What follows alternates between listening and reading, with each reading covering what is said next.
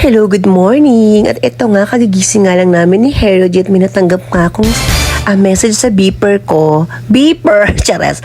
Na darating ang sister ko from Hungary. By the way, 5:32 na pala ang eksena natin dito sa Japan.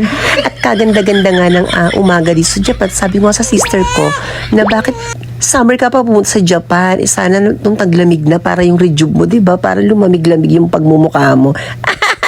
Tapos eto nga ang eksena na ubusan nga ako ng gasol. Sabi ko, ang malas naman ng sister ko na pagpunta mo dito, inaubos pa ang gasol at ang mahal-mahal pa ngayon. Anyway, wala namang problema dahil nga hanggat may kisame at may mga dingding pa ang bahay ko dito sa Japan, makakapagluto tayo, sister. Ayan nga, napansin nyo nga yung lutuan ko, wala nang mga kisame at dingding. Ayan na nga yun, sister. Ganito ka high-tech dito sa Japan. So, kailangan mong gumawa ng paraan para mabuhay. So, anyway, balik tayo sa aking pagluluto. Ayan nga, nagsaing na nga ako dito ng kanin deska. At sabi ko nga sa sister ko, dyan tayo kakain. Ito nga pala yung sister ko.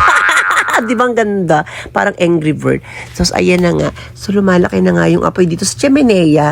At sabi ko nga, dito na lang tayo kakain sa may backyard. Kaysa kakain tayo sa labas, aabot pa ng 5 lapad. So, yung matitira, bibilan lang kita ng mga mais, saging, at mga mauuwi mo sa Hungary. So, ayan na nga ang eksena. So, nagpa-table clothing nga ako dyan ng pula at bulaklak. At dyan nga kami kumain sa kaanuhan ng summer.